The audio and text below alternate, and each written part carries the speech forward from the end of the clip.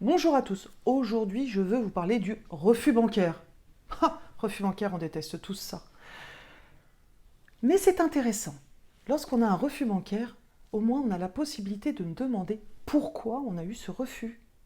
Donc la banque, elle va vous expliquer.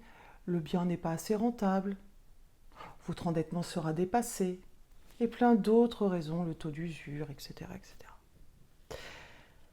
C'est pourquoi, pour éviter d'avoir ce premier refus, deuxième refus, troisième refus, parce que je vous rappelle que toutes les banques n'ont pas les mêmes normes. Alors c'est bien beau de savoir pourquoi dans une banque on passe pas, mais peut-être que celle qu'on va aller voir après, elle n'a pas les mêmes normes.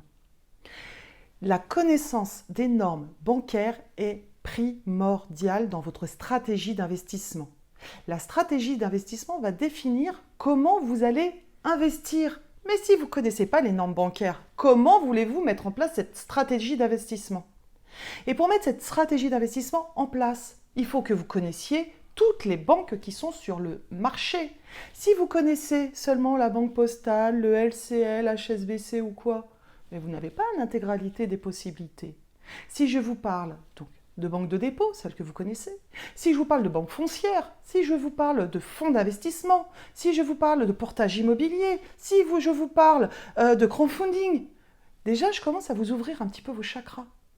Je pense sincèrement que si vous ne connaissez pas toutes ces normes, votre stratégie d'investissement pourra être qu'erronée ou alors partiellement utile. Parce que ce n'est pas parce que vous allez avoir une stratégie immobilière à court terme sur les quelques banques que vous connaissez que derrière vous dites mince, je suis plafonné, alors qu'il y a d'autres normes bancaires qui sont mais tellement ouvertes. Du 25 ans à 110% qu'on peut encore faire avec les foncières. Un portage immobilier, c'est un transfert de propriété pour récupérer 50% de la valeur de son bien, pour pouvoir acheter par exemple en marchand de biens. Il y a tellement de solutions, mais vous ne les connaissez pas forcément. Il faut passer par un expert en financement immobilier, comme moi par exemple, pour savoir exactement ce qui peut s'ouvrir et les possibilités. Après qu'on prenne ces solutions ou qu'on ne les prenne pas, c'est pas grave, mais au moins vous les connaissez. Je pense que la connaissance est la clé réellement de la réussite.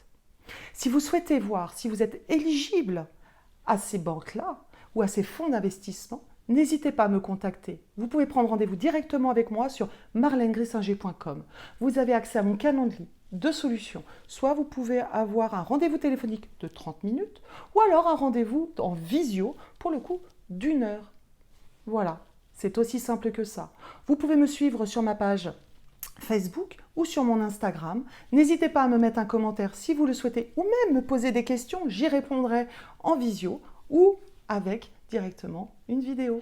Je vous souhaite une bonne fin de journée. À bientôt!